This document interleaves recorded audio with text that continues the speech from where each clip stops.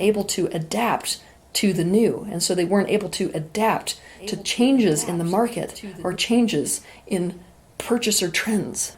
Over the course of our lives, it is a guarantee that all of us are going to encounter situations where the things we thought were resilient prove to not be as resilient as we thought they were.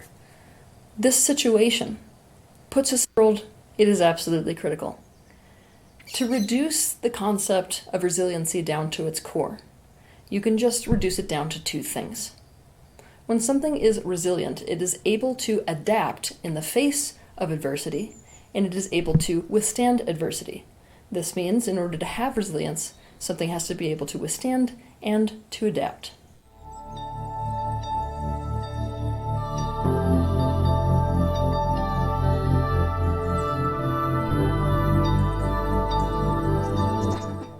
You can take this concept and apply it to literally everything to see how resilient that thing is. I'll give you some examples. If your positivity depends entirely upon something good happening to you, that's not a resilient mentality. Having a mentality of it being up to you and in your power to create something good to feel positive about is an example of a more resilient mentality. Or let's say that your finances are solely dependent on a boss who gives you a paycheck. And that boss could easily fire you, and if he does, you've lost your only stream of income. This means your finances are not resilient. On the other hand, making sure that your finances come from multiple streams of income, so that if one is cut off, you still have other streams of income, is a more resilient financial strategy. Or let's say that rupture is inevitable in relationships. So what creates security in your relationships is your ability to resolve rupture. But if you don't know how to create resolve in relationships, or if the people you are in a relationship with are not interested in creating resolve, your relationships are not resilient. On the other hand, if you know how to resolve rupture when it occurs in a relationship, and have relationships with people who want resolve, your relationships are more resilient. The reason to create resiliency is not because the universe is against you. The reason to create resilience is because you want to be able to depend upon the fortitude of not only yourself, but the things in your life, especially if those things were to encounter oppositional forces. I do need you to keep in mind that adversarial or oppositional forces are not necessarily malevolent things. For example, change can be adversity. Change can be an oppositional force, as so many businesses have figured out the hard way when they weren't able to adapt to the new, and so they weren't able to adapt to changes in the market or changes in purchaser trends. Over the course of our lives, it is a guarantee that all of us are going to encounter situations where the things we thought were resilient prove to not be as resilient as we thought they were. This situation puts us in an intensely vulnerable space. It's typical that it would scare us. And while this can't be completely prevented, you can actually mitigate the likelihood of this happening by consciously setting out to create resiliency. This decreases the likelihood of the negative manifestations of things like weakness, rigidity, fragility, vulnerability, failure, collapse, and loss. In order to do this, we have to deeply question how resilient something is in our life and consciously work towards creating resiliency instead. All this being said, here are some concrete tips for how to create resiliency. 1. Clearly recognize the things about you and the things in your life, sectors or things, that are not resilient. The goal of this exercise is to get very specific. How resilient are you overall? How resilient is each one of your relationships? How resilient is your community? How resilient is the society in which you live and the structure of that society? How resilient is your lifestyle? How resilient are your finances? How resilient is your business? How resilient are your plans? How resilient is your sense of purpose and meaning? How resilient is your mentality? How resilient are you emotionally? How resilient is your health? How resilient is the environment in which you live? You should then break each sector of your life down into even smaller components. For example, instead of asking, how resilient are my relationships, you can ask something like, how resilient is my style of communication in my relationships? Instead of asking, how resilient is my business, you can then break it down into, how resilient is my plan for employee retention in my business? Instead of saying, how resilient is my health, you can break it down into how resilient is my vascular system. Once you have answered these questions, given the information that you receive, you can go back to the drawing board to create a plan for creating something that is actually resilient instead. I want you to think about, how can I make X, fill in the blank, stronger? 2, what is your contingency/backup plan? So much resiliency can come as a result of having a backup or a contingency plan. Never take a thing for granted and assume it's forever. This is, again, something that a lot of people have found out the hard way. It's one of the reasons why so many pop stars and so many professional athletes are now bankrupt. Just keep in mind that a contingency plan applies to so many things, not just finances. An example of a contingency plan in a business is to have different plans for how to generate income and not to be dependent upon one product or one service only. An example of this relative to health is to say, I'm going to try this thing wholeheartedly, but if it doesn't work, I'm going to try this other thing. An example of this relative to a housing situation can be, I want to live here for right now, but if X, X, and X doesn't happen or does happen, I'm going to take on a roommate. Some people fear that by creating a contingency plan, that it's like lending energy to the idea that whatever bad or unwanted thing will happen. Obviously, this is a big problem within law of attraction-based or intentional creation-based communities. This is also one reason why so many people hate the idea of prenuptial agreements. It feels to them that if they're wanting to have faith in the fortitude of their marriage, a prenuptial agreement is like putting energy towards divorce or having no faith in the marriage. I want you to look at contingency planning in a completely different way. If anything, just like wearing a seatbelt in a car. What it can help you do is to stop focusing on the worst case scenario. It can make you feel more security and a sense of more fortitude, and therefore stop putting any energy towards whatever negative potential may exist. Therefore, a contingency plan doesn't just prevent you from being blindsided by adversity, it stops you from focusing energy towards adversity. 3, face and integrate your fears. Nothing destroys resiliency quite like unresolved fear. Nothing builds resiliency quite like integrating fear. When fear has control of us, what it's doing is sitting behind us outside of our conscious awareness. What we have to do in order to take that control back is to turn around and to face it directly. We need to become intimate with our fear. What does that mean, to become intimate with your fear? It means to see it, to listen to it, to feel it, and to completely understand it. And with that information that we gain by doing so, understand how to resolve it. By doing this, that fear is no longer in control of us, and so other people can't control us with it. It's so easy to see how much stronger you will be, how much easier it is to withstand, and even to adapt by doing this. But in case you want to dive way deeper into this concept of fear and how to integrate fear and how to work with fear, I have an entire section of my book dedicated to fear. That book is titled The Anatomy of Loneliness. 4, build a support network.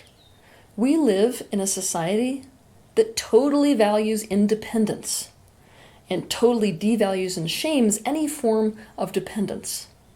But resiliency is as much about developing a sense of autonomy, what a lot of people call independence, as it is developing interdependence. The current structure and trend within society is set up so that we become more and more separate. It's set up so that a person becomes more and more self-sufficient, with no dependency on other people, but a lot more dependency on the system. The thing is, spoiler alert, people need people. Human beings are a relationally dependent species. At some point, people are going to have to swallow that. Having a support network in your life and being a part of other people's support networks means you can add their energy and mental, emotional, and even physical resources to your measure of resiliency. There's a reason that some people with severe addictions end up on the street and some people don't. You know what it is? A support network. Guess what? One of the best ways to maintain a strong support network is to give. Lend your mental, emotional, and physical resources to others in order to support their resiliency. Something that early people who lived in community societies or tribal societies deeply understood is that another person's resiliency within your tribe adds to your resiliency.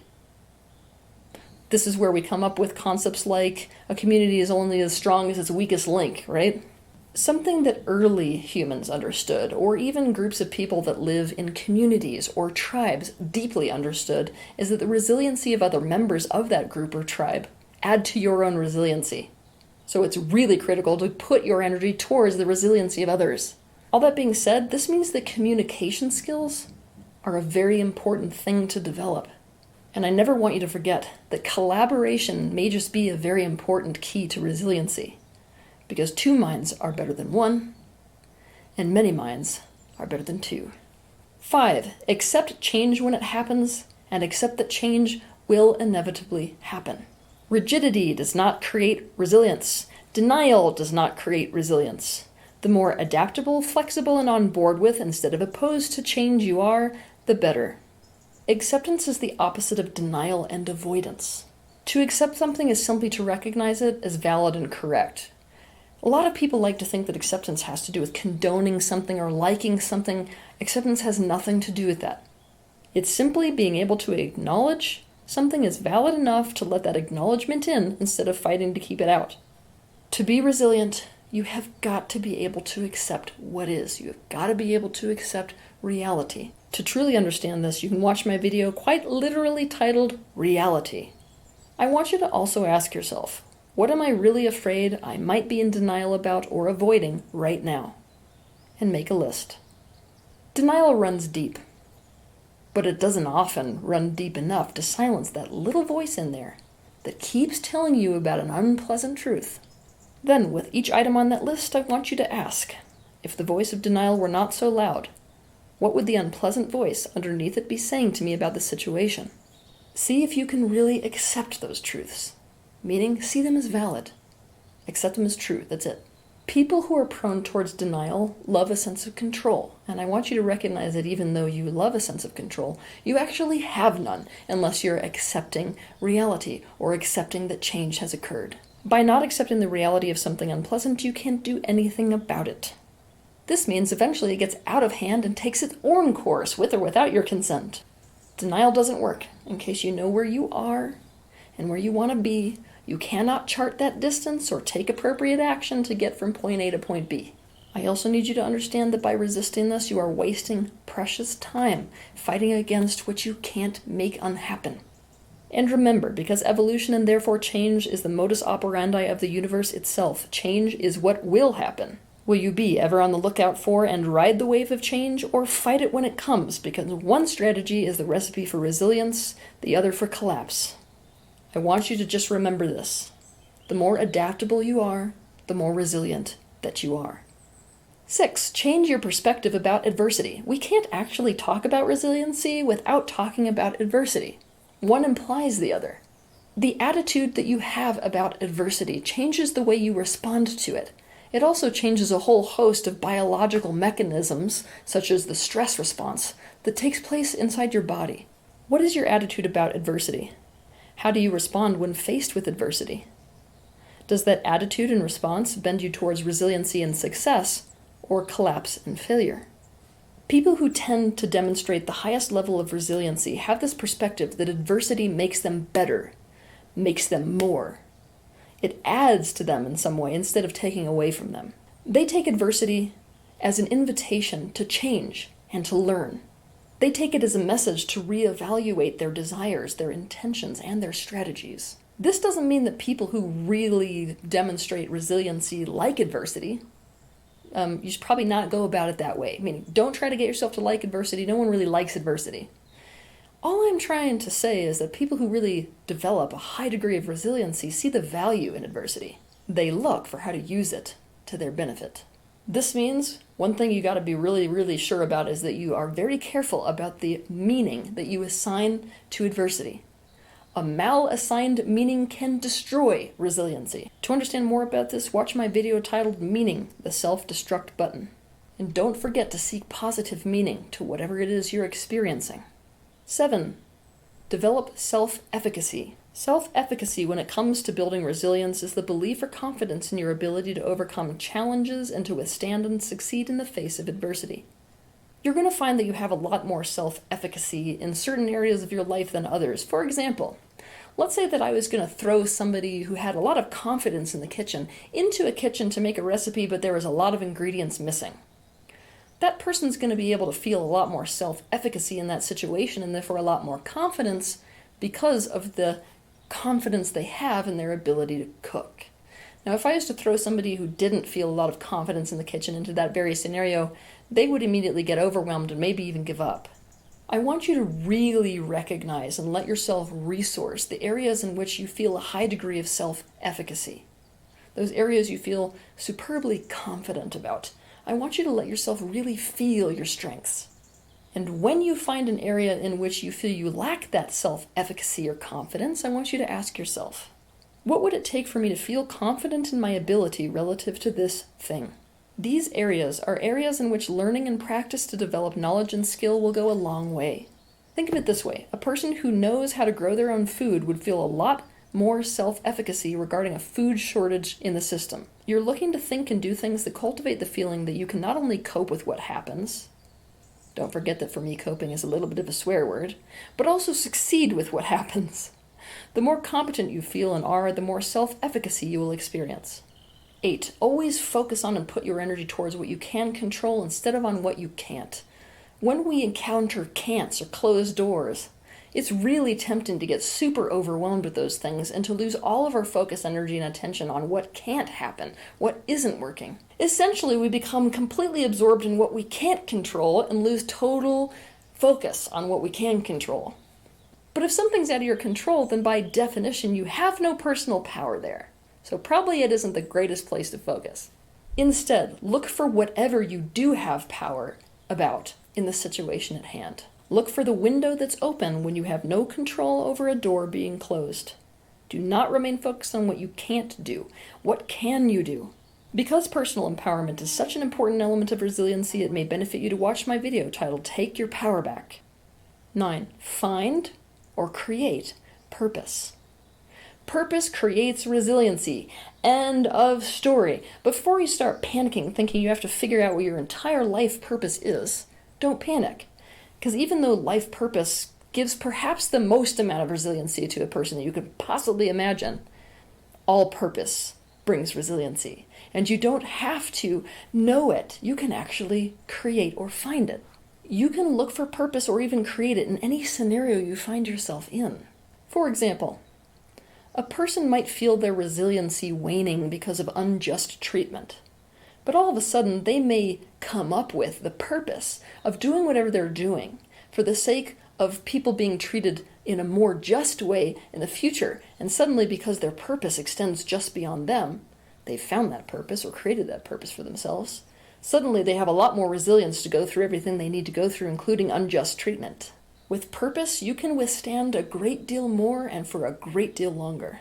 People cannot withstand pain without purpose. People can't really strongly get their own energy behind them in something without purpose. So come up with that purpose.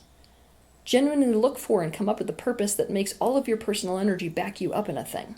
Now, before you go ahead and think, I need to come up with some grand purpose, you can even do this for something as simple as washing the dishes.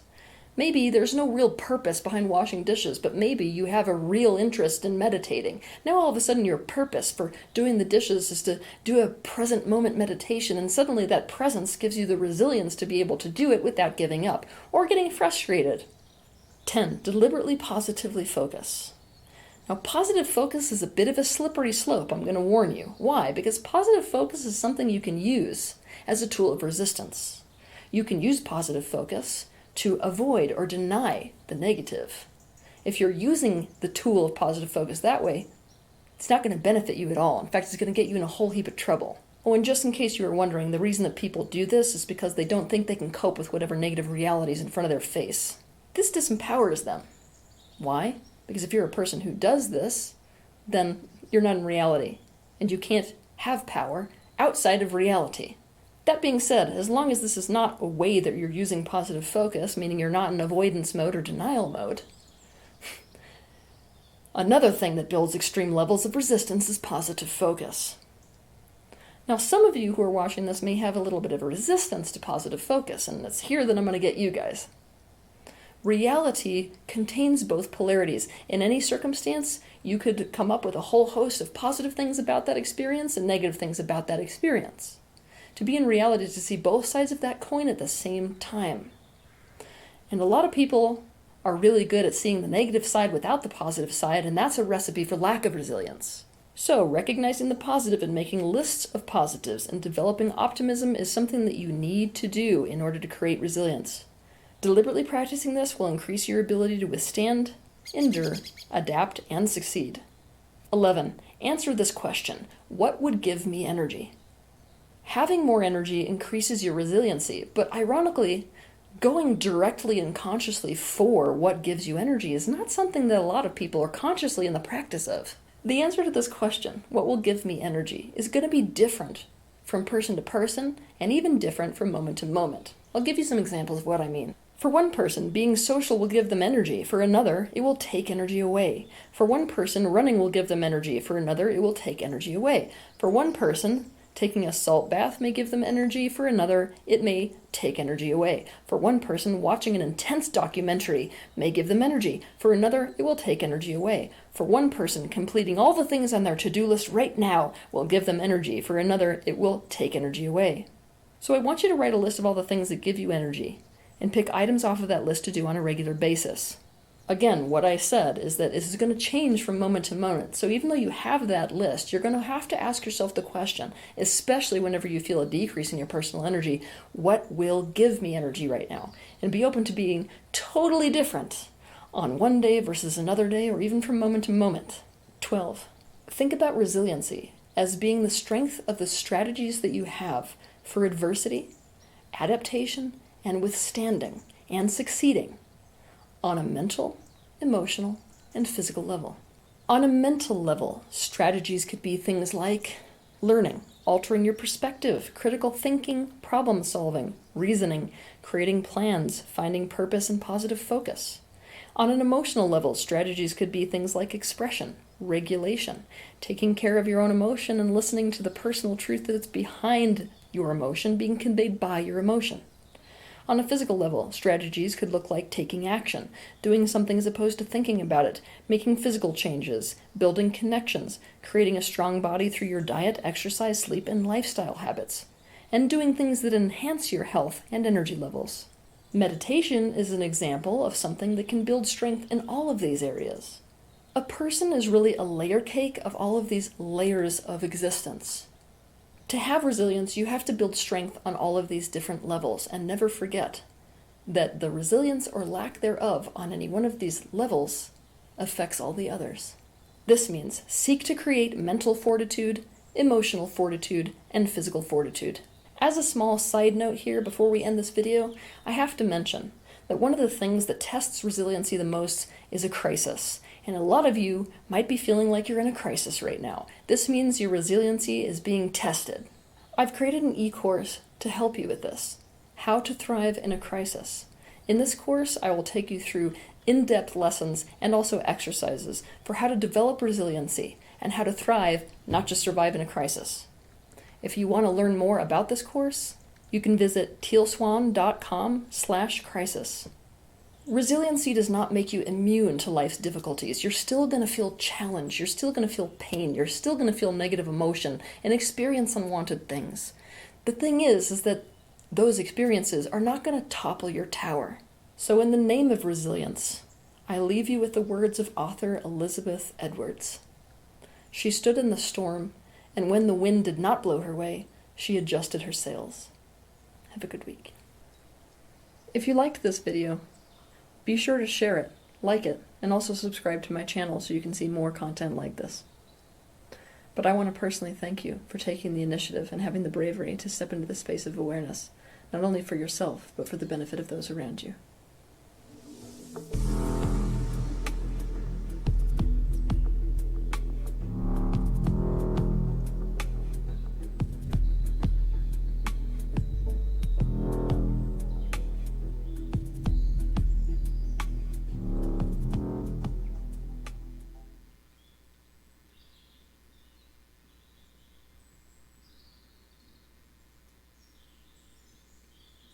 It doesn't take a genius to look at the world today and to see just how divided we are. Relative to almost every subject, there are concrete sides.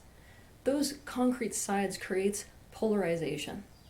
And that polarization fuels dramatic conflict and potentially even war. This is especially true because so many of these polarizations that exist today are happening because of specific fears, insecurities, and therefore deeply held values. So what do we do if we want to create unification in the world today? That's what this episode is all about.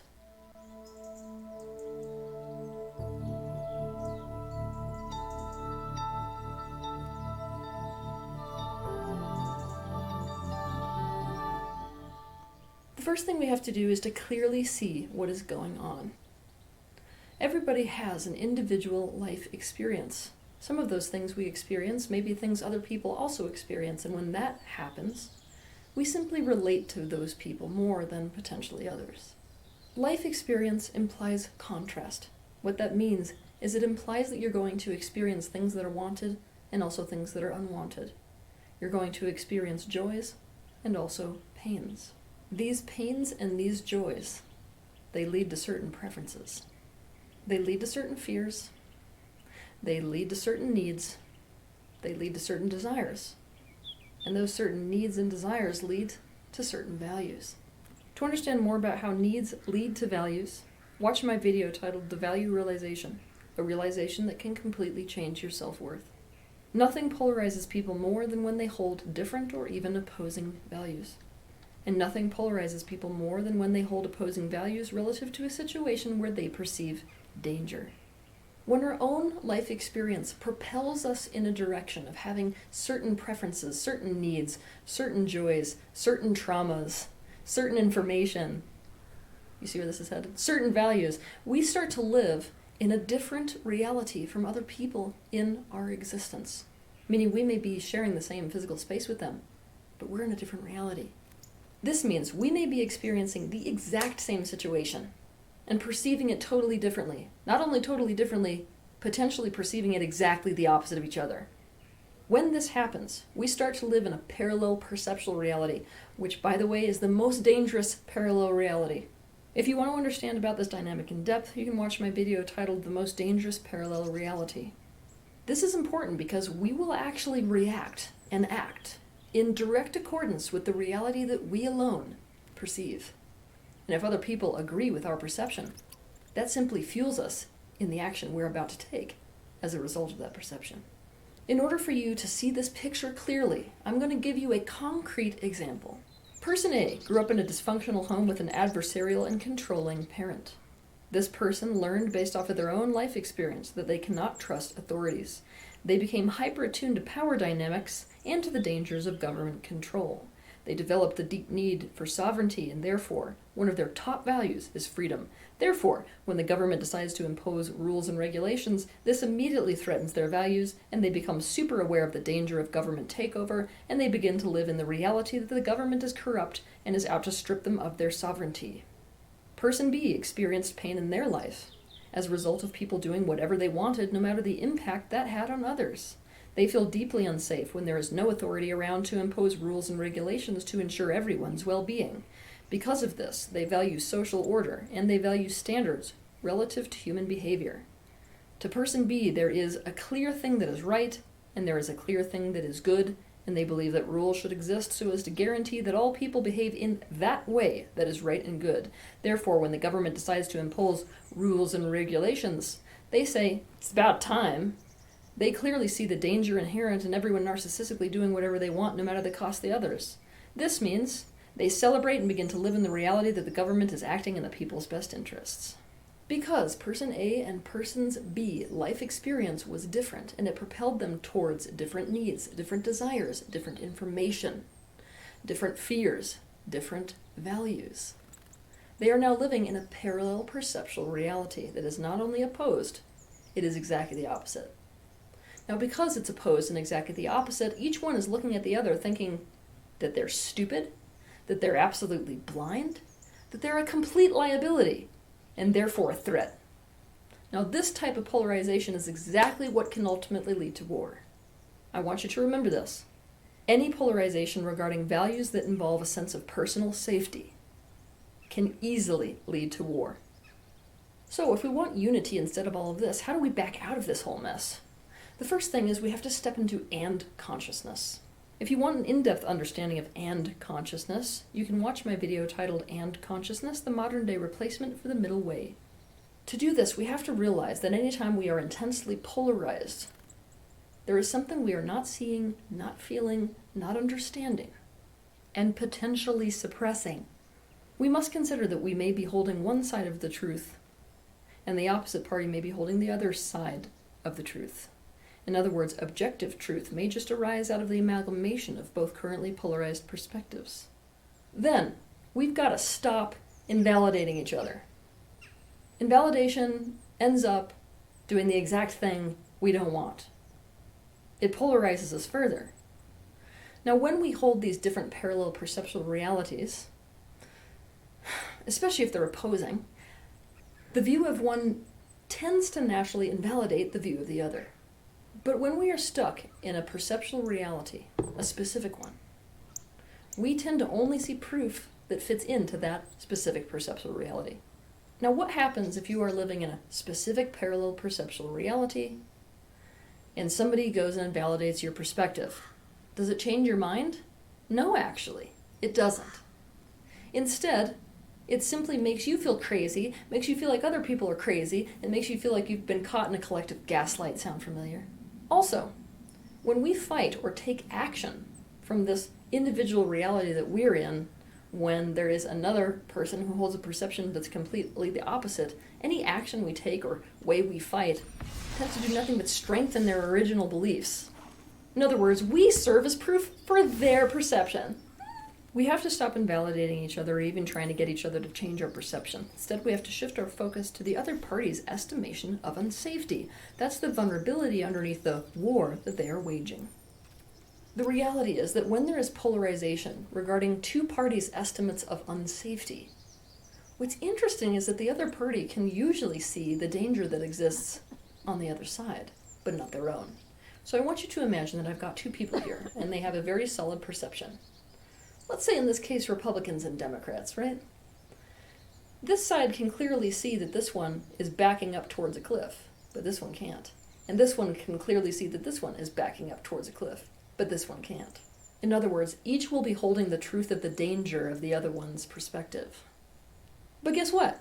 This awareness can cause us to stop walking towards our own drop-off. It can cause us to pause where we are and to actually consider the opposite opinion. From there, we need to choose love. This sounds super trite, right? It's not. Because to love something is not to cause yourself to feel positive towards that thing. It's to conclude something as a part of you, whether you like that thing or not. To understand deeper what love is, watch my video titled, What is Love? When you choose love, the best interests of that thing become a part of your own best interests. Guess what? This means their safety becomes a part of your safety, and this means that you can do the most important part of this whole dynamic of creating unification where this division based on unsafety exists, is to place your attention squarely on the unsafety that the other person feels. Place your attention squarely on caretaking the other's unsafety. Really understanding their personal life experience, their vulnerabilities and fears is the only way to do this.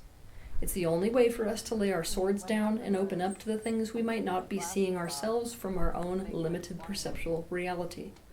We have all lived different lives, so that other person might just be the person who has first-hand knowledge of something that we have never thought of, heard of, seen, or experienced before. This means anyone can hold a piece of truth that we have not yet included in our awareness. It is intimacy and attunement to the vulnerability that is inherent underneath these polarizations that will cause us to create this unity that we're looking for in the world today. We need to accommodate each other's unsafety, as opposed to playing zero-sum games relative to our safety and their safety. Play this game. If they were right about their estimation of the unsafety that exists, how do I mitigate that danger for them? Now think about a world in which both sides did this for each other. You would arrive at a win-win scenario that's actually safer for both. Using our previous example, person A would focus on how to mitigate the risk of people doing whatever they want regardless of the impact on others, and take action to show person B that they actually are considering and caretaking their well-being.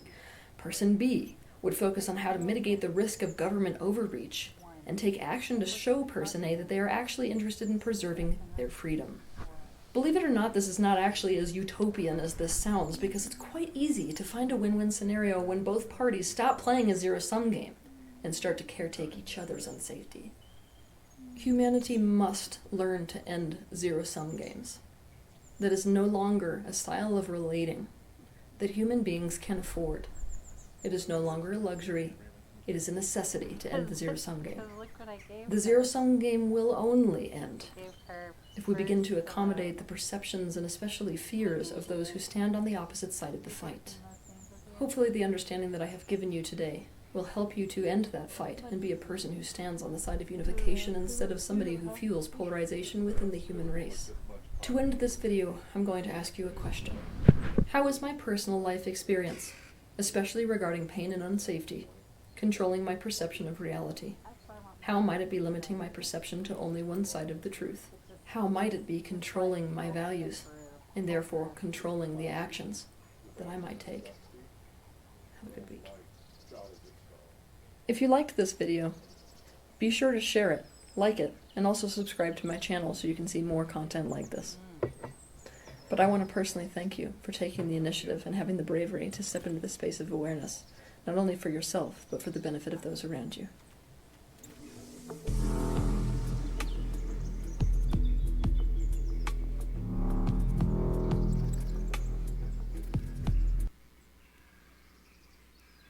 So many people are walking the surface of this earth with terribly low self-esteem.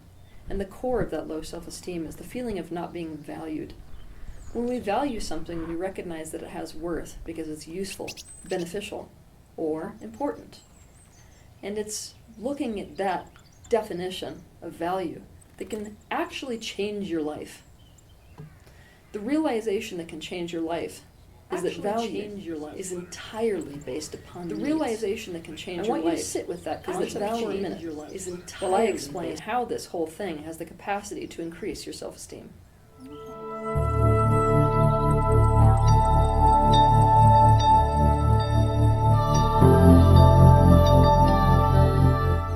When you were young, unfortunately, you came into an unawakened society. And in this particular society, there were collective social and cultural values.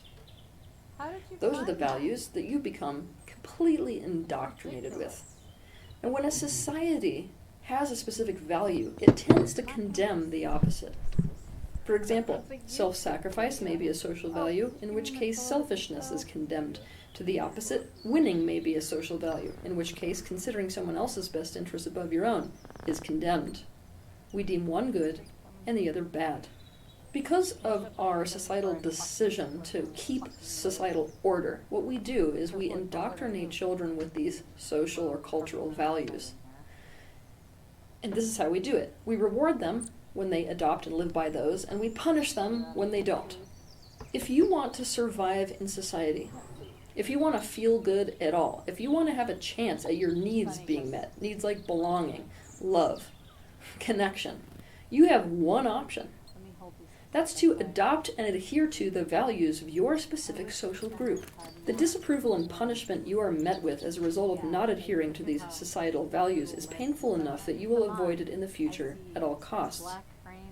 In response, what you do in order to avoid it in the future is to adopt the social value and make it your own. You make it your own standard for yourself. This is a problem if any of these values become standards that oppose your own truth or your own unique being. For example, let's imagine that a child is born into an artistic community, but this child is more of a scientist. His only way of surviving is to adopt that value of artistry and then use that as a standard for himself, a standard he's going to fall miserably short of over and over and over again. Here's another example. Let's say that you've got a little boy who feels like he's gay, but he is in a Christian society that teaches that it is completely wrong for there to be a romantic or sexual relationship between a man and a man. Now, his only way of surviving in this type of a situation is to adopt that same cultural and social value. That means it's only right to have a relationship with another woman. Yet again, this becomes his new standard for himself, which he's going to fail at over and over and over again. Because even if he does end up in a relationship with a woman, deep down he knows he's failing at it, if you catch my drift. To understand this concept about values being entirely based upon needs, I'm going to give you a scenario. Imagine that you're driving down the highway when you see a man running into the middle of the road as fast as he can to retrieve a ladder that's fallen out of the back of a truck. I want you to think about the different reactions to the situation that could be elicited in the people that are driving by it. One driver could be absolutely furious because the man caused him to swerve so as to not hit him. One driver could thank God for his bravery because by risking his own life to run out into the road, he's potentially saving the lives of anyone else who might hit that ladder. If this man has a wife and children, they may feel betrayed because their husband and father would choose to risk his life without a thought to the pain it would cause them. A police officer may see this man as an absolute idiot and be upset that he didn't call the authorities when he had to deal with the ladder on the highway. A news anchor may want to feature him on the nightly news as a hero. All of these reactions were entirely different, did you notice? They were different because they had different needs, different past experiences, and therefore, different values. Values are determined by needs. So relative to this example I just gave you, let's look at some of the needs that might be behind these reactions. If I need to get to work on time, I'm going to value an efficient highway and get really angry at a person who gets in my way. If I need to stay safe, I'm going to value anyone who makes sure the road is a safe place for me to drive. If I need my husband alive, I'm going to value any act that keeps him with me and devalue any act that could take him away. If I need to feel like I'm in control of public safety, I'm going to value people who follow the frickin' rules and get angry at anyone who risks their own life. If I'm a news anchor who values a really good story because it's really good for my own career, I'm going to value a story about a public hero. Beliefs, rules, and standards are formed because of your needs. So I want you to do the following exercise. Examine your beliefs, rules, and values through the lens of every one of them is created in response to a need of parents, culture, or society at some point in time. Also, beliefs, values, and rules change when needs change. When it comes to the concept of self-worth, the first thing you have to do is to throw the concept of self-worth or worth in general away. Why? Because worth is entirely subjective.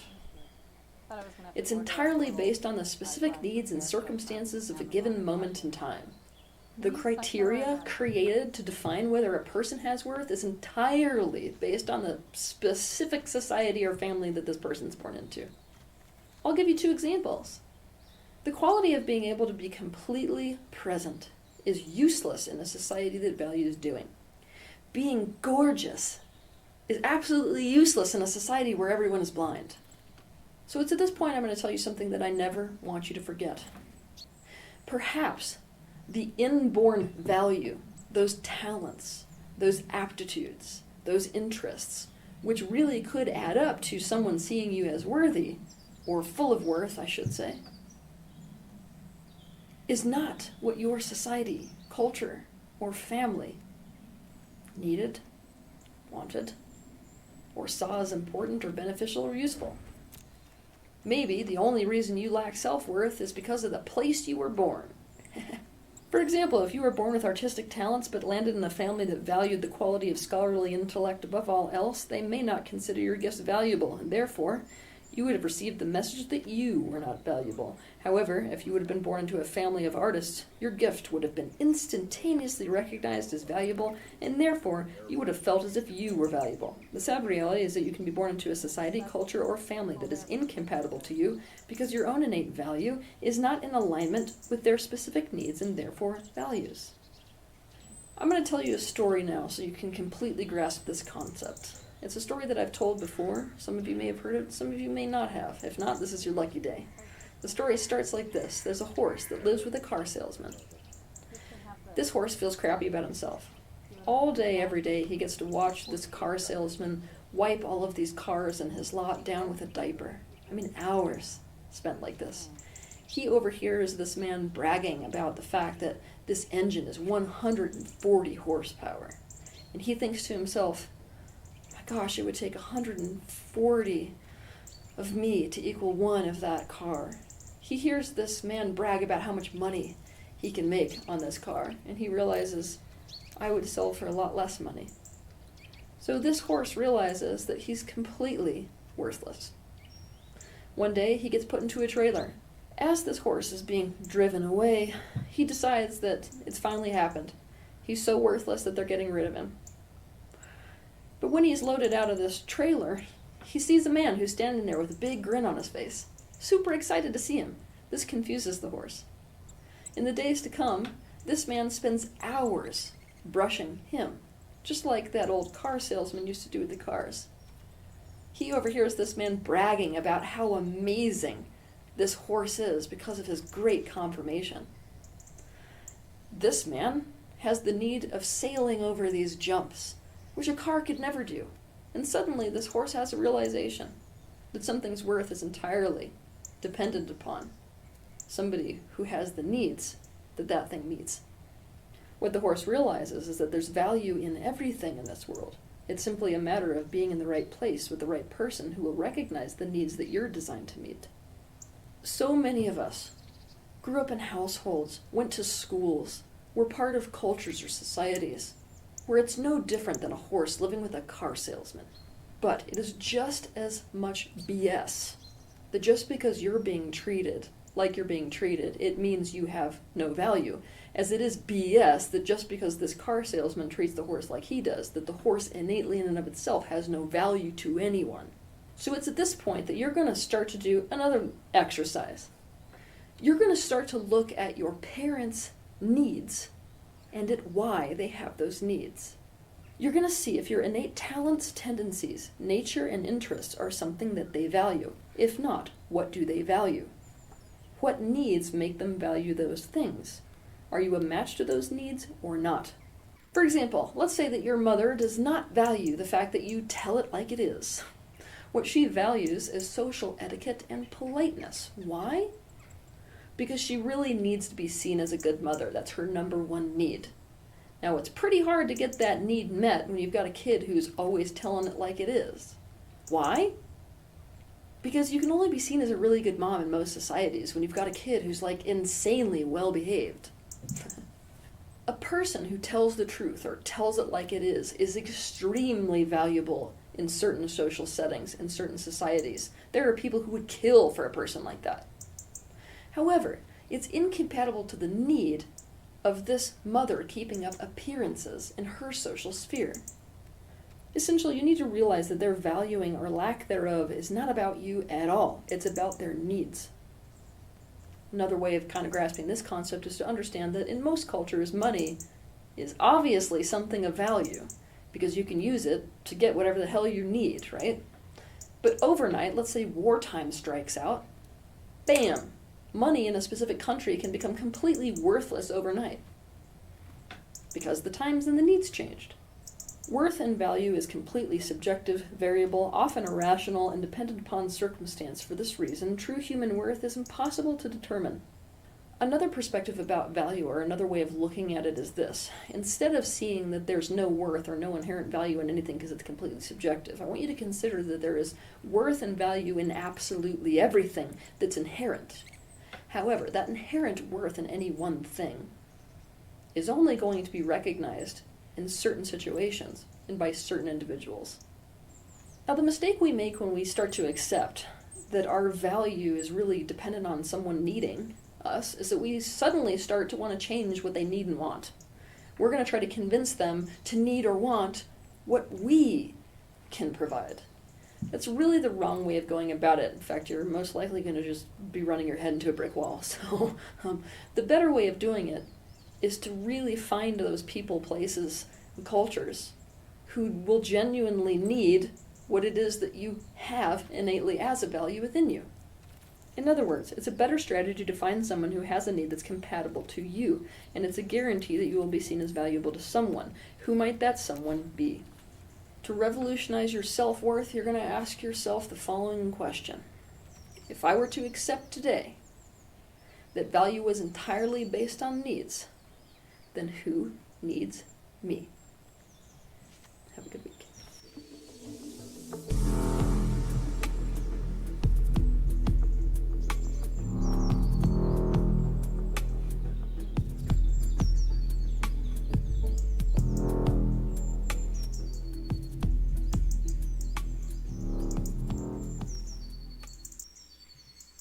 So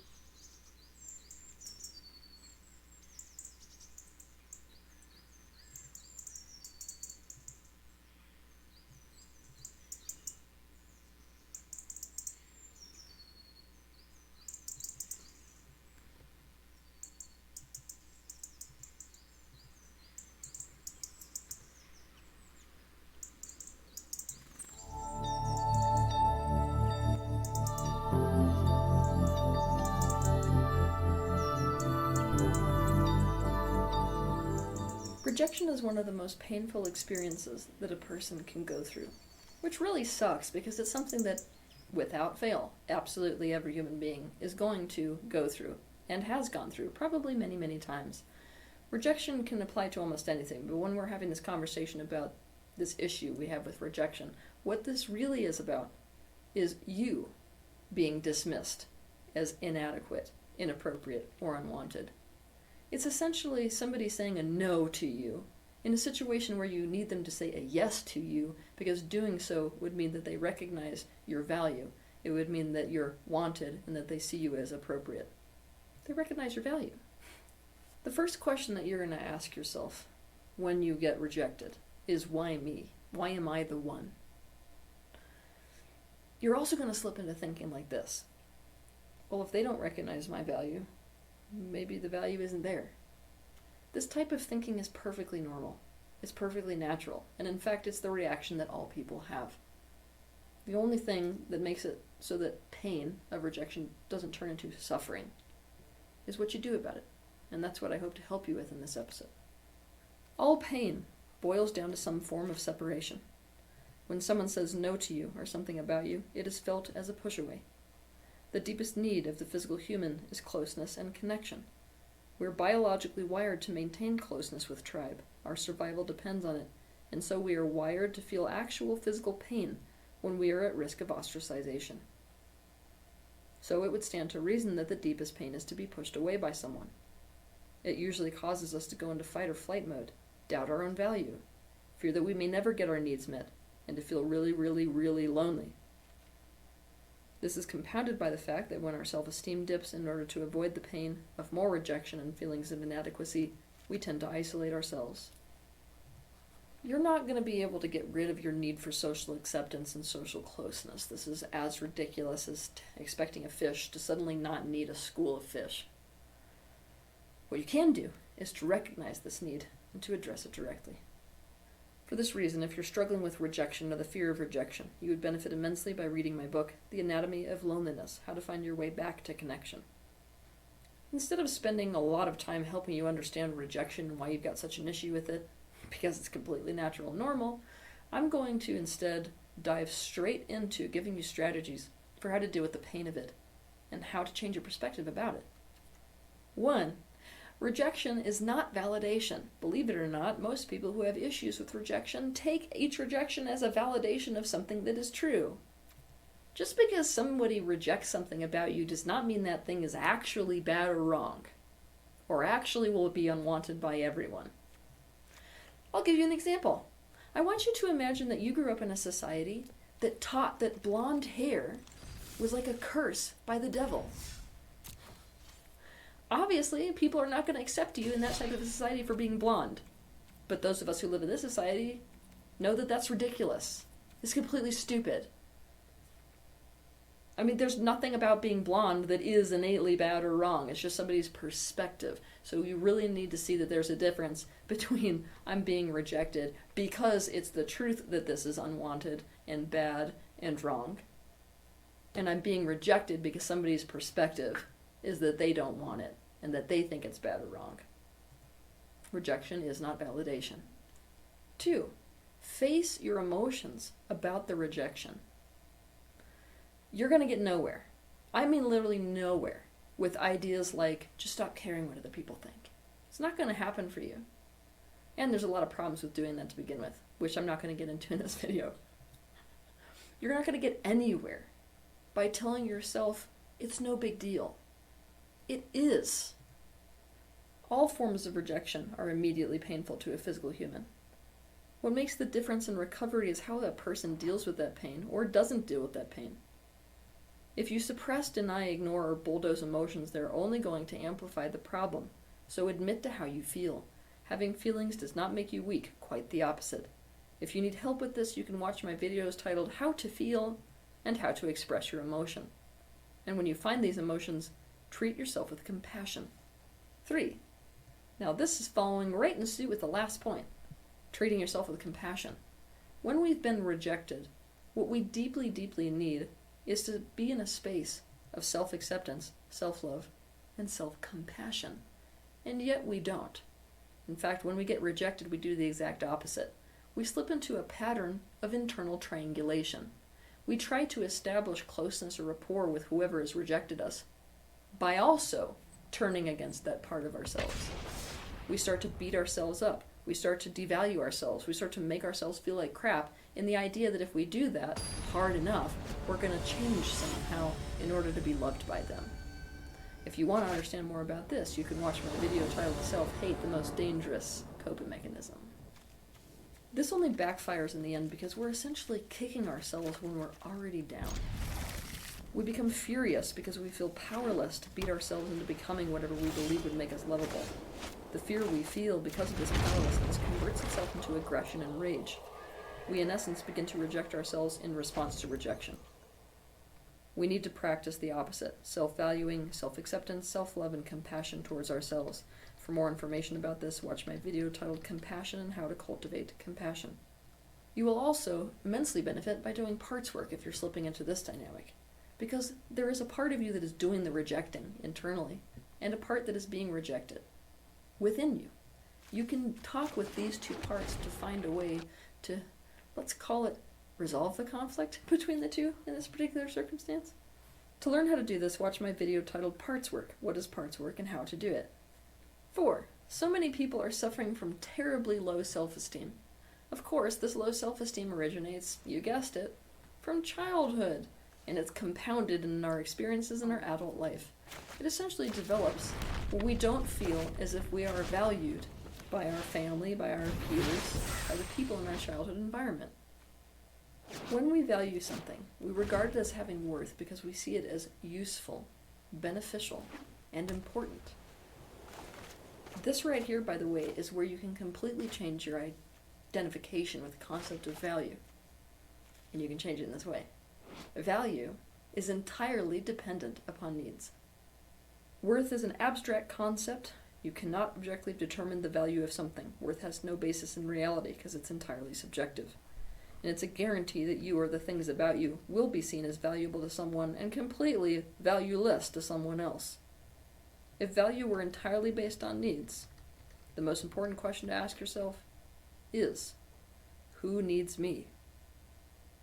The second most important is, what do I need about me? To understand this concept in depth, watch my video titled The Value Realization. 5. When we struggle with rejection in our adult life, it is an absolute guarantee that we have unhealed childhood wounding around rejection. You can think of fixing this childhood wounding about rejection as repairing a crack in the foundation of the house of your life. For this reason, it would really benefit you to learn the completion process and to start practicing that process on yourself. If you're interested in this, I have a book that I wrote all the details about this process in that is quite literally titled The Completion Process. You can also visit www.completionprocess.com and select a practitioner to take you through the process. 6. People who really suffer from rejection tend to have fixed mindsets. What I mean by this is that they actually believe the change is not possible. They don't actually believe in the potential for growth, or for improvement even. Another way of saying this is that people who suffer from rejection to a really extreme degree tend to be the very people who feel extreme amounts of futility and powerlessness relative to their capacity to change anything for the better in their life. This is why rejection makes them feel hopeless about the future. Anytime they get rejected, they don't feel like they can change anything about why they're rejected, and they start to read into what that means for their future. So you can understand this concept, I'm going to give you an example. Let's start with a guy who has a fixed mindset. This is somebody who feels really powerless relative to creating any kind of change. He sort of sees things as like fixed and absolutes, and therefore, let's call it a bit of a death sentence. Alright, so let's pretend that this guy is not particularly intimate. He regards things as fixed, so he doesn't think he can really change anything about becoming more intimate, and he's also telling himself a story based on what he's experiencing with this woman who's rejecting him for the fact that he's not intimate, that no woman is going to be okay with him because of the fact that he's not intimate enough. Obviously, do you see the hopelessness about the future if nothing about that can change?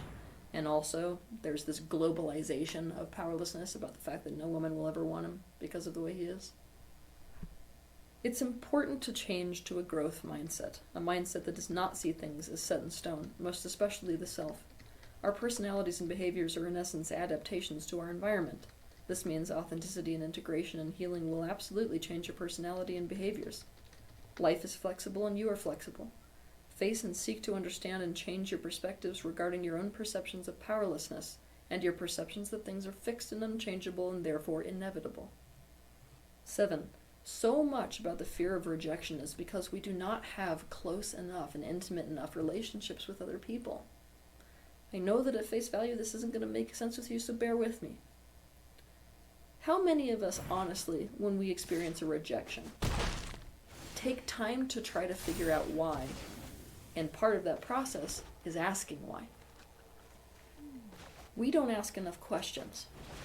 We don't see into people, feel into people, listen to people, try to understand them and ask them things so as to really ascertain the true meaning that exists in a given circumstance. This wickedly prevents us from growth. Instead, what we do is we stick with our own needs. We stick with our own self. We stick with our own story. We tell ourselves all kinds of stories about why we're being rejected. And by the way, most of the time, we're not accurate at all. For more understanding about this, I want you to watch my video titled Meaning, the Self-Destruct Button. Essentially, most of us are not brave enough to find out the real reason why. Obviously, finding out the real reason why would change things for us, wouldn't it? We need to be brave enough to initiate putting energy forth towards learning from the rejection, spending the time and energy in order to totally understand the real reason behind why we are being rejected by them can do one of two things. 1, it can make us self-aware. This puts us in a place of choice. We often don't understand how we are being perceived by others. Look, we all have this friend or this person in our life where we know exactly what they are doing or not doing that's making it so we're not inviting them to that party. Yet, we're too afraid to tell this person to their face.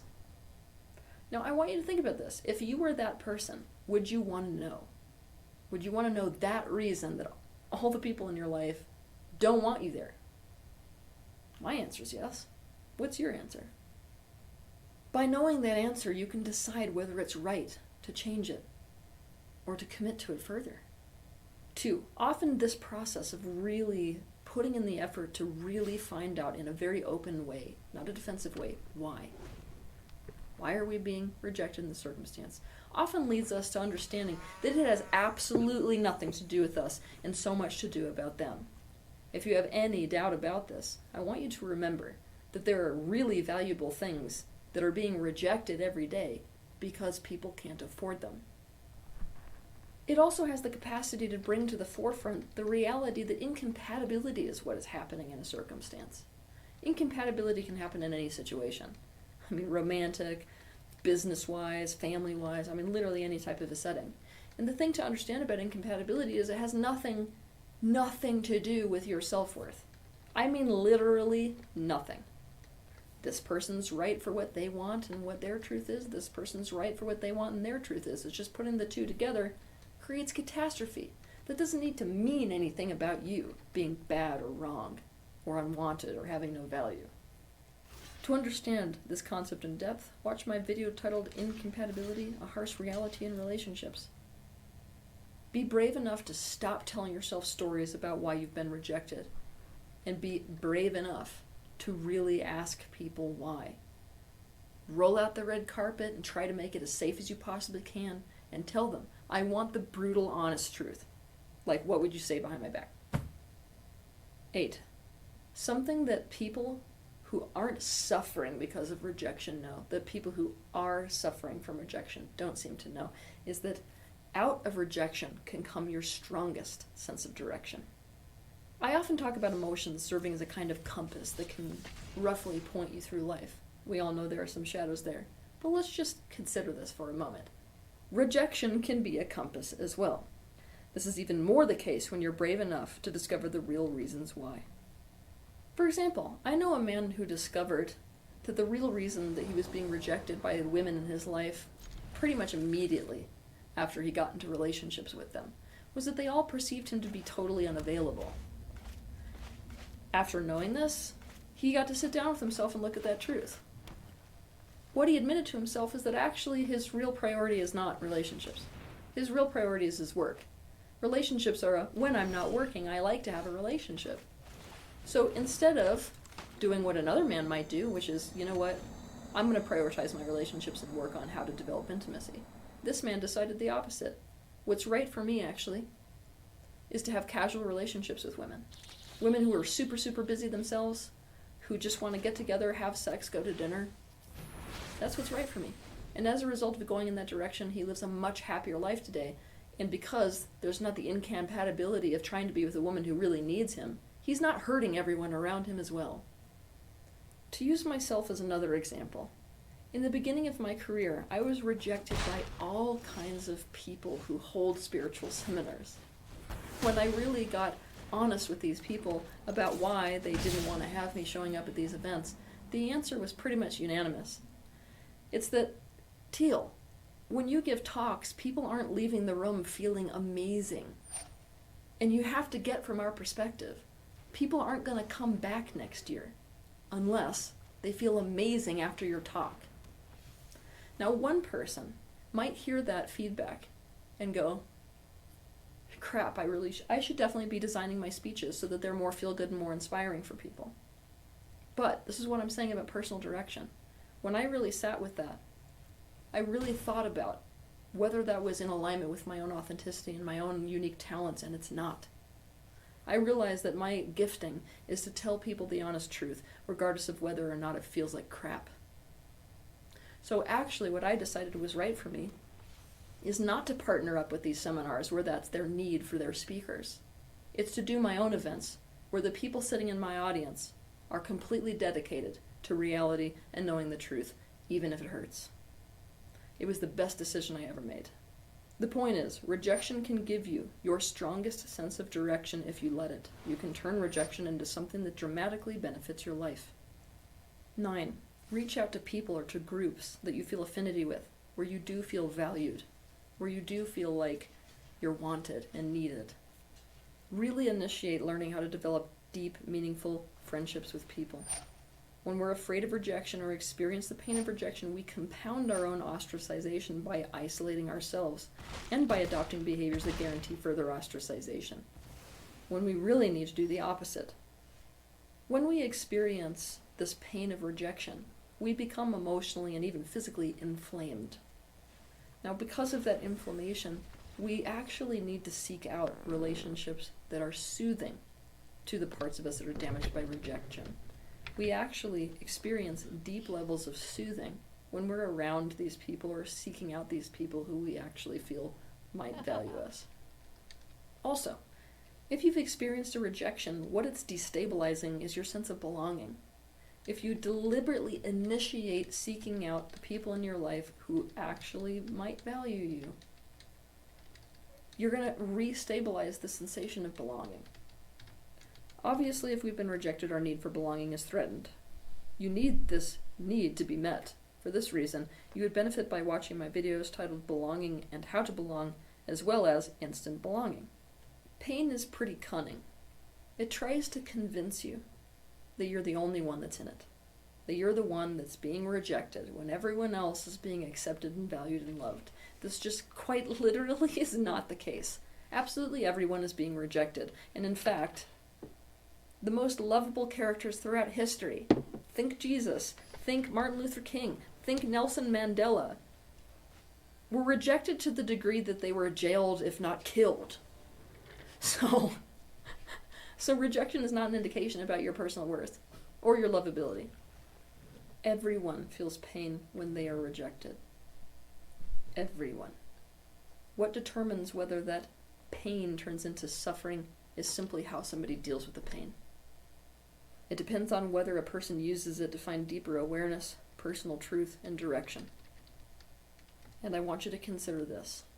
I mean deeply consider it.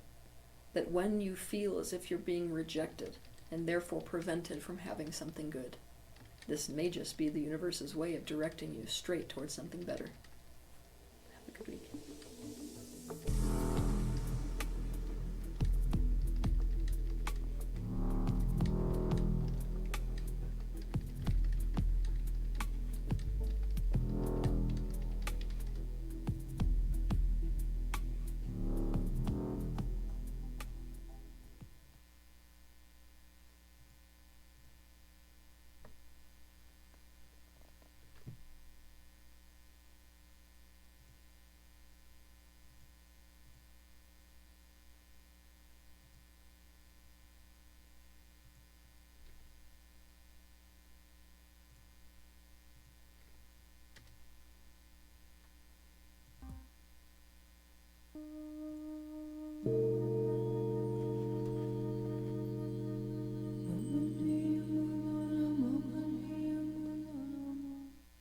Compassion is a form of connectedness that goes beyond thought and reason. It is spontaneous. Compassion is a feeling of connectedness that naturally arises when we experience sympathetic commonality with someone else. In other words, it naturally arises as a result of a felt or shared experience of pain. There is a harmony inherent in shared feelings as well as shared understanding. When we feel compassion, we feel sorrow and understanding and concern for the suffering of someone or something else. And having that shared commonality of pain, and therefore sorrow and concern for them, then compels us to alter our actions towards that thing. We show mercy and love towards it instead of cruelty and separation from it. Think back to a time when you were watching a movie and some painful event happened to a character. Now, in that moment, you instantly related to that character. That means in that moment, not only did you feel that sensation of shared pain and therefore connection with that character, you also understood them completely. This is what I mean by compassion. Compassion immediately arises when we see someone experience pain that we ourselves relate to. And by virtue of relating to that pain, we understand what that person needs. When we don't relate to something, we feel different and separate from them. This is why our meat industry in the world is doing so well today. Because we grow up with our golden retriever, for example, our family dog, we relate to the dog. When the dog experiences pain, we feel compassion. This is why the idea of eating our family dog would appall us. However, most of us, we don't relate to cows. We don't feel a shared commonality with them. We don't relate to the pain. Therefore, it's easy for us to sit down and eat a hamburger. As a person who has a commonality of pain with somebody, we are incapable of inflicting that same pain on that person because we know how it feels. This is why it's so common for people who have experienced severe abuse to just stop eating meat altogether. We feel no compassion for and therefore propagate cruelty towards things we don't relate to.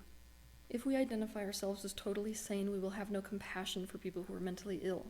We will treat them as if they're a danger to society and get angry that they can't just snap out of it and ostracize them, and having no sense of their needs because we don't relate to them, we'll do all kinds of things towards them that increase their suffering instead of decrease it. Another example is we feel no compassion towards spiders. We'll stomp on them and crush them with the heel of a shoe and think that the action's a good one. Many wealthy people have no compassion for people who are poor because they don't relate to them. So they imagine them to be lazy and keep changing laws to increase the cost of living without increasing salaries, thus making it harder to thrive financially.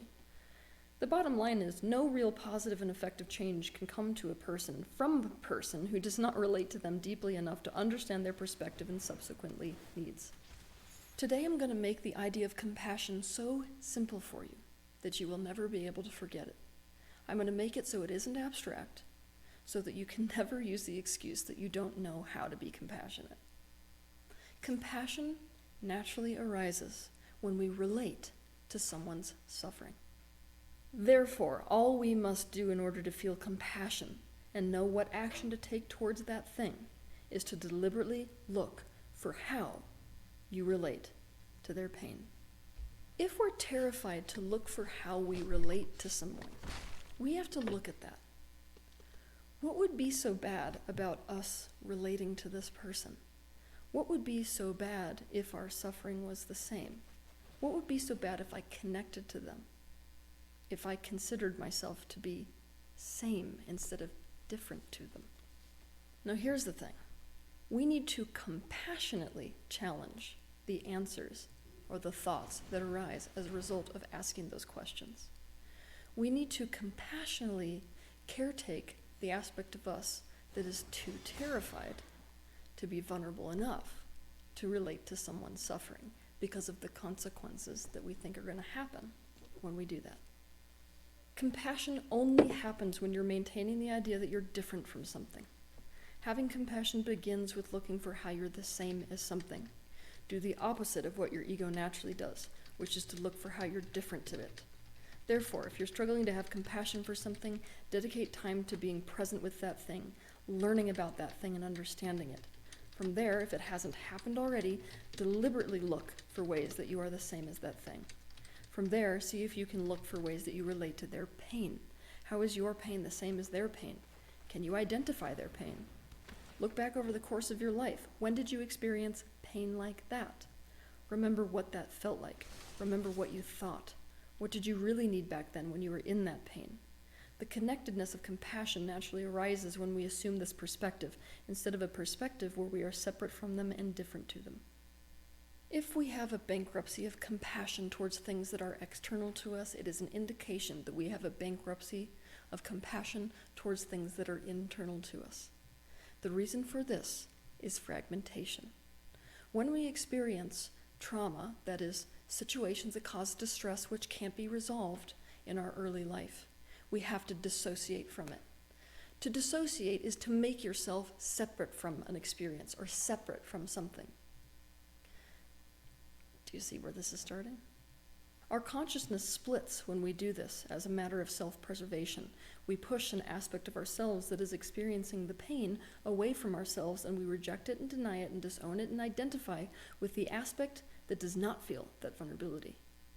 But because we have no way of becoming two different people at that moment, instead our sense of self becomes fragmented. So even though we have one body, within that body, we end up with multiple internal selves, some of which we bury into the subconscious and never allow to see the light of day. To understand how this process happens in depth, watch my video titled Fragmentation, the Worldwide Disease. When we split off from and disidentify from an aspect within us so that that splitting occurs, we naturally stop relating to it. We tell ourselves, nope, that's not me. Nope. And so obviously we lose our compassion for it. But the thing is it's part of us. So if we lose compassion for a part of us, we're demonstrating cruelty towards a part of us. And we feel that in our own embodiment. This is why we're capable of propagating the same abuse that was done to us as children. This is why our parents can force us to abandon our true dreams in favor of doing something rational and practical of their choosing. And then we can force our children to do the same, no longer relating to the kind of torment that caused in us, and therefore not relating to the kind of torment that causes in our children. In order to release ourselves from suffering, we need to reintegrate these aspects of us. We need to relate to them again. We need to pull them closer so that they feel as if they're part of us again, the opposite of push them away. To do this, we take the same approach that we would to another person when it comes to compassion, only this time towards that part of ourselves that we're pushing away. To give you an easy example, the inner child, which we talk about all the time in the self-help field, in the psychology field, in the spiritual field, this is an aspect of you that's a fragmentation. So we develop self-compassion when we're present with the inner child within us, when we're learning about him or her and understanding him or her. The next steps are easy because you'll naturally relate to it because it's already a part of you. But from there, if it has not naturally happened already, you can deliberately look for ways that you're the same as your inner child. From there, see if you can look for ways that you relate to his or her pain. How is your pain and theirs the same? Can you identify their pain? Let your inner child show you your past. Remember when you experienced that pain. Remember what it felt like. Remember what you thought. Remember what you really needed back then, when you were in that pain. How can you provide that for yourself and for other people now? The connectedness of compassion with this part of ourselves naturally arises when we assume this perspective, instead of a perspective where we are separate from our inner child and different from them, and worse, when we assume the perspective that we are adults, and so a child within us does not even exist. When we do this, the light of compassion will cause an integration of these fragmented aspects of us. We will feel more whole. Our shame will evaporate in the light of our compassion like sunlight melting ice. We will take actions towards ourselves that are in alignment with compassion. I will give you an example of how this process of internal separation works relative to the loss of compassion. Imagine that you have a politician who, for the most part, is cruel and also dictatorial. Imagine that way back in his childhood, he had a father who shamed him and rejected him anytime he wasn't the very best. Maybe this father called him a loser and called anyone else a loser who didn't meet his standards. Having no way to resolve the pain of that experience, and in order to keep the love of that father, he had to cut off from that aspect of him that felt like a failure and from the pain of his own feelings that he might not be good enough.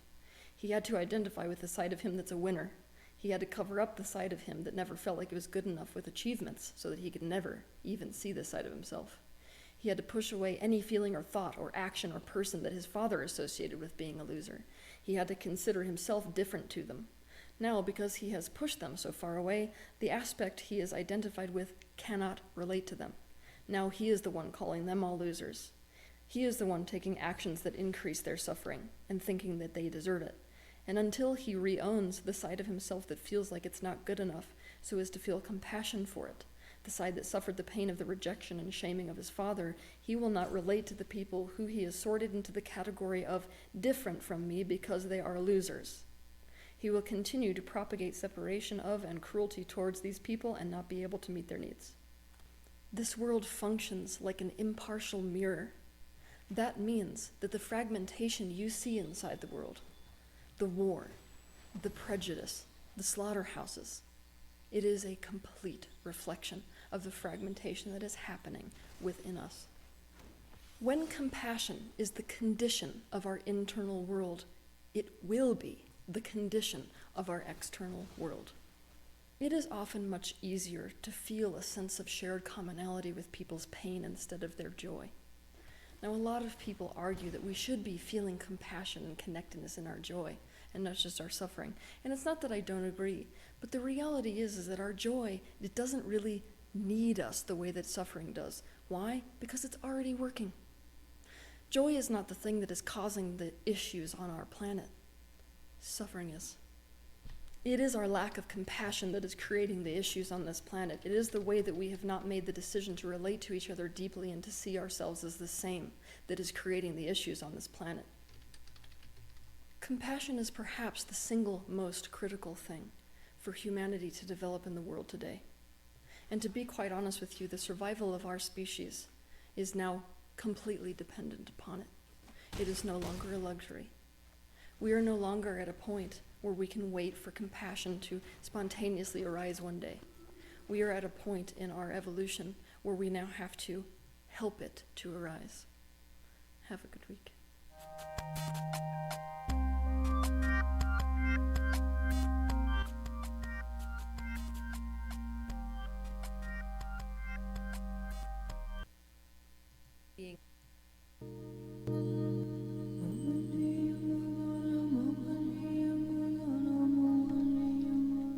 Before a living being encounters trauma, it is in a state of cohesion. We could say that he or she is in a state of oneness and experiences integration and wholeness within him or herself. Trauma, by definition, is an experience that causes distress that cannot be resolved. Now, trauma goes far beyond what we normally think of as trauma, things like wars and sexual abuse. Trauma includes things that we would consider mundane. It's a trauma to be born in our mainstream medical facilities today. It's a trauma to be weaned. It's a trauma to feel extreme jealousy when there's no way to resolve that situation when you're 6 or 7. These traumas almost all of us experience, no, not almost, all of us experience, and yet we don't consider them traumas. The problem is that if we don't have a way to resolve and thus integrate a trauma we experience when we're young, we must dissociate from it. Consciousness itself functions like water. Therefore, you can imagine the dissociation process as it occurs within consciousness by thinking about a river. If you're looking at a river from above, you can see that the larger river often branches off into smaller rivers, and each time this happens, there is less water available to the main river. At the moment of trauma, when we dissociate, part of our consciousness branches off from our main consciousness, just like this river. Our consciousness splits, just like the river does. It is an act of self-preservation. It's easier to comprehend how this process of our consciousness splitting affects us when we picture it in terms of how it impacts our personality. We have to imagine that by splitting, we fragment our ego. Now I'm going to help you understand this in a really easy way. I want you to imagine, as is accurate, that you have one body. But you usually think you have one personality too that kind of resides in and of this body and uses it. But when splitting occurs, that's not what's actually happening. Internally, your personality becomes split kind of like Siamese twins. So if you don't know, Siamese twins are conjoined twins. They share the same body, and yet they have two totally distinct personalities. We may have hundreds of these Siamese twins internally. So technically they're all conjoined because they all share one body, your body, but each one has its own identity, its own desires, needs, perspectives, strengths, weaknesses, and appearance. For example, inside my body, I could have an aspect of myself that's a warrior princess, one that's like a male war admiral, one that's like a tiny crying child, one that's a queen, one that's a cat, one that's an extraterrestrial, one that's a demon. Some might even be able to give me names for themselves if I ask them to. There's really no limit to how many can be inside a person. I've seen as little as 3 and as many as hundreds. And each one has an opposite. In the moment of trauma, there's a split between the vulnerable self and the self that coped with that vulnerability so as to self-preserve. The mistake that we make within society is that we don't think that people have multiple personalities. They do. We reserve those types of labels, dissociative identity disorder and so forth, for people that are so dysfunctional with their multiple personalities that they'll walk up to you one minute and say, "Hi, I'm Nancy." The next minute they'll be like, "I don't know who you're talking to. I'm 3. Now, people who dissociate to that degree, we say they have multiple personality disorder, but here's the thing. There is not a single person on the face of this planet that doesn't have multiple personalities. The question is, to what degree? I know you may be resisting this concept, but stick with me for a minute. How many times have you said that somebody has multiple sides to them? How many times have you said somebody seems like Jekyll and Hyde? How many times do you yourself feel torn between making a decision and making another decision? These are all examples of circumstances that come about as a result of a conflict between our Siamese twins within. Now here's something huge. Our degree of internal suffering is about the degree of harmony or lack thereof between these internal selves. Our world is a reflection of our internal state as human beings. Now look at our world.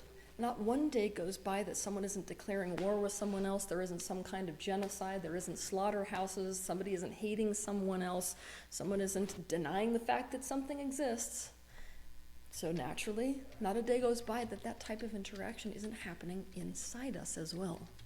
Until we reintegrate, just like the world, there is always some personalities within us that love other personalities within us, some that hate others, some that protect others, some that want to control others, some that won't acknowledge the existence of others, and some that don't even know that others exist. So you know how I said that within us, this Siamese twin kind of splitting process, there's always a personality to the opposite of each other, almost like there's always, when you create black, there's always one that is created that's white. So in the moment of trauma, you fragment between the self that is vulnerable and the self that protects the vulnerable self.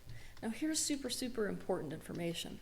We always identify with the protector aspect of the personality. So this would be the Siamese twin that was protecting our vulnerability. And that's who we actually think our personality is. So this is where I'm about to break it to you, that your personality is completely fake. It doesn't matter how much you think it's real. What it is an amalgamation of the personalities that kept you safe in your specific circumstance in your childhood. For example, given my career, you can see that I've identified with the aspect of myself that's a knower and a teacher, worldwide. Perhaps this aspect of me that understands everything was created to cope with a blindsiding trauma that I didn't understand.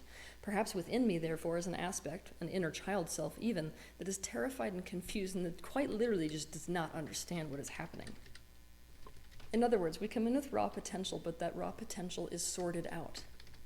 We basically identify with the personalities that kept us safe and suppress, deny, reject, and disown any of the aspects of us or personality subtypes that didn't keep us safe, that hold our vulnerability. Now, the problem with denying, rejecting, and disowning things is what?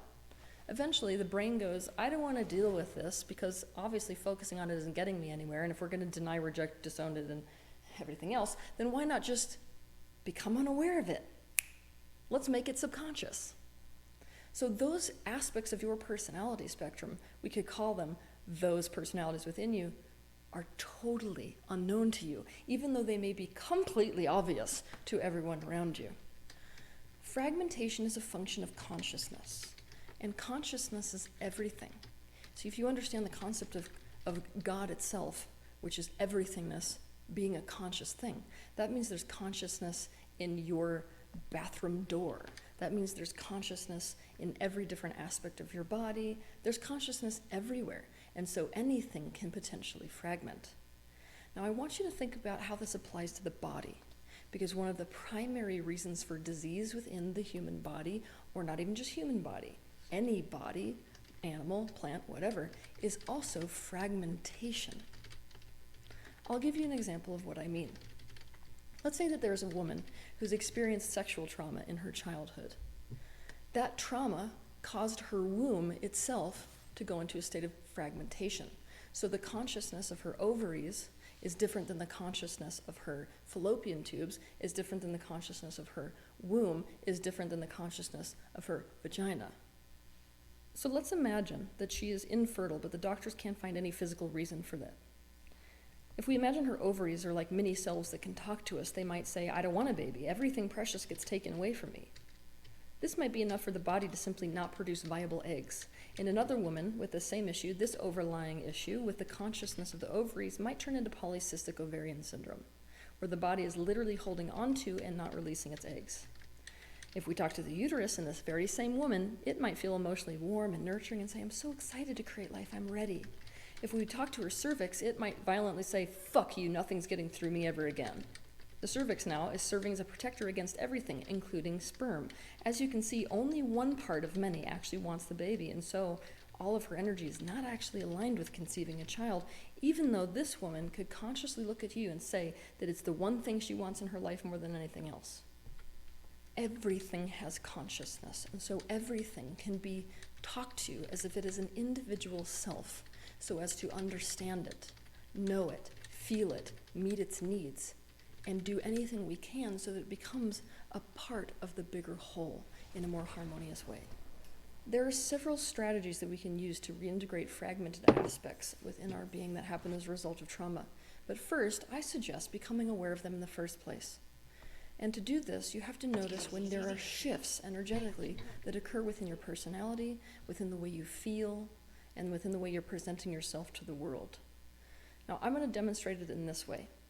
I want you to imagine that this glass represents your body. Now, when we encounter the external world or circumstances in the external world, we tend to experience what I call a takeover of one of these personalities, usually the protector personalities within our personality spectrum. One of our Siamese twins basically seizes control of the body. So let's say that you're standing in line and somebody in that same line gets angry and starts yelling. Now you feel a complete energetic shift within you. You start standing differently. You start to feel armored.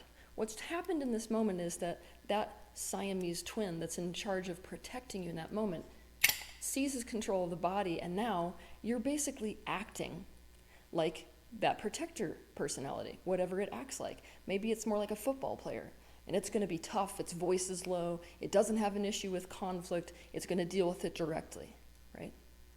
Now let's say in another scenario, let's say that same person, you go home, right? And the minute you walk in the door, you feel calmer. Maybe you see your wife when you walk through the door.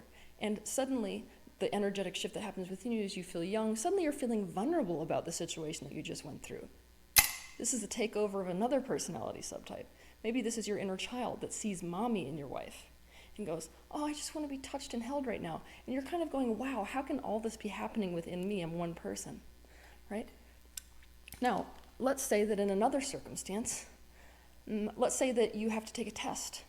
Suddenly you're feeling like a total brainiac. Suddenly you can access the part of you that's like really, really, really, really smart. And even it feels like your body might change. So you might feel tall and skinny, whereas before you felt like a football player. This is a takeover of another Siamese twin with a totally different identity. Even though you are not aware of its name right now, it's a different personality subtype that is taken over so as to perform the job to the best of its ability of taking the test. That is just us meeting with 3 different personality subtypes. We can use the awareness of this happening within us to figure out which personality we're experiencing, and also what's to the opposite side of that. So, for example, let's say that in a moment I'm in a war general personality. To the opposite of that may be a daisy flower personality. One method we can use is to close our eyes and ask to see this part of ourselves in our mind's eye. We then let the image appear however it appears. If it helps us, we can see if this part in us has a name. We can begin to observe it and study its behaviors and perspectives and wants and needs and motivations. We can ask it any kind of questions. We can explore its relationship with other parts within us. This is, in fact, roughly the strategy used by methods like inner child work and parts work and voice dialogue and internal family systems therapy. If you're interested in getting more help to explore your own fragmentation and to create further integration, then I suggest that you take it into your own hands to seek out some of these therapies if you want to. They can be extremely beneficial for people. But as you know, I like to turn it up a few notches.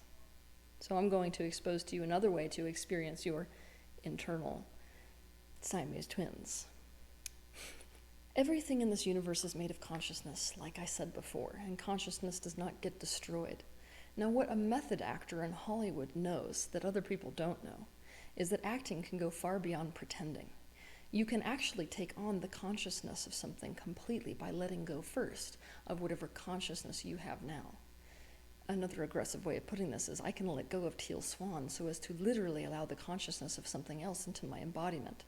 Now, when this occurs in the spiritual field, we call it possession. A method actor is going into a state of willing possession when they're in their roles. They are literally becoming it. It is not pretend. And as a result, the point of attraction changes around them, and that's often why they die after their most difficult and darkest roles. When we are pretending, we're experiencing something through the filter of our own consciousness. But what a method actor is doing is removing this filter entirely. Now, why is a method actor able to do this so easily when it would be difficult for some of us? It's because their level of identification is so very weak. To be aggressive, I'm just going to say they have identity disorders. The majority of people who are really awesome actors in Hollywood have a very, very limited grasp on their own sense of self and identity, so they're able to just let it go and take on something else. Really beneficial if you want to make millions of dollars in Hollywood. But in day-to-day life, it can present some issues. However, all people can actually learn to do this, and you can do it in a way that benefits you. It is also possible to split our consciousness intentionally so that part of us is experiencing a possession state and another part is witnessing ourselves experiencing the possession state. That's perhaps a more safe way to go about it. Intentional possession can be used as a tool to understand anything that is hidden in the subconscious mind. It can also be used to heal the relationship between disintegrated parts of yourself. There are many other applications for this, but I'm not going to be going into them in this video because several of them are too dangerous for the, let's call it, average citizen to be using. Instead, I'm going to give you a safe version of how to use this technique. For example, using the previous analogy, you could decide to allow the consciousness of your left ovary to take over your body. You can state internally to yourself, or choose with your intention, I accept to become my left ovary. Then what you do is to surrender. Like you let go of the concept, if I was doing it, of Teal Swan, and you allow the energy that is in your left ovary to take over your entire body, almost like it's filling in all of the spaces. So you are now your ovary. That means that when you talk now or write, you will be talking or writing in I. but I no longer being Teal Swan, I being the ovary. Don't think about the answers that you're giving. You want this to be more like a stream of consciousness exercise, where basically, without thinking, you're just answering. So you could have other people ask you questions, or you could ask yourself questions. You could write them down and answer them as your right ovary or left ovary. That's the type of exercise that you want to do.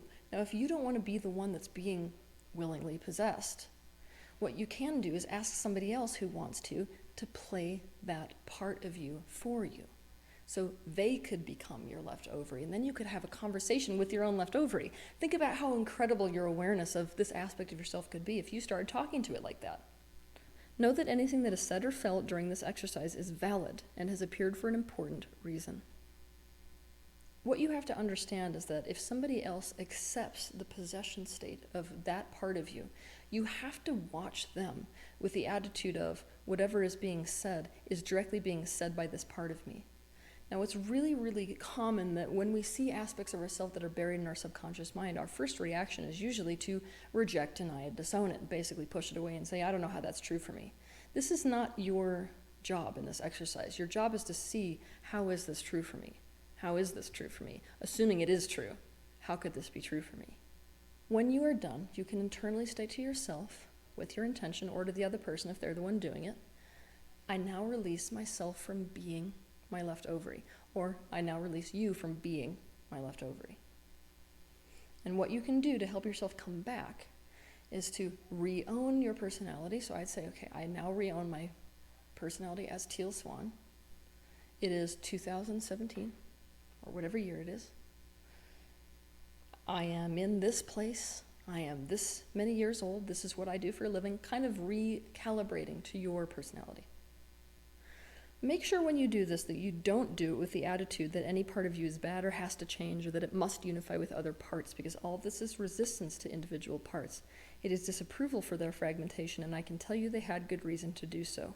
You want to do this with the attitude of compassionately and genuinely wanting to understand it so that you can better meet its needs and bring it closer to yourself rather than pushing it away from yourself. The goal of reintegration is not to force these fragmented parts back together again, nor is it to selectively identify with one part and kick out other parts from your being.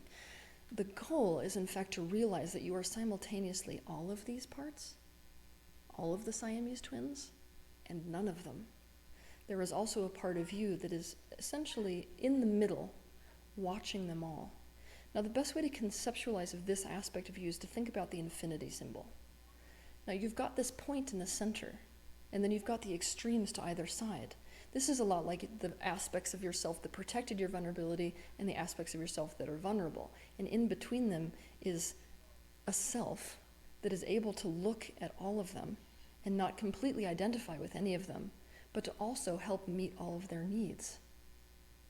In other words, this part of you is pure awareness, which sits in the center of unconsciousness and consciousness.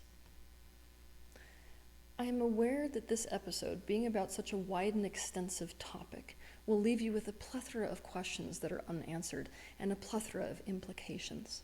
Now, there's a reason I'm not going to go further. It's because I want you to be pondering this concept of fragmentation within the universe throughout the week.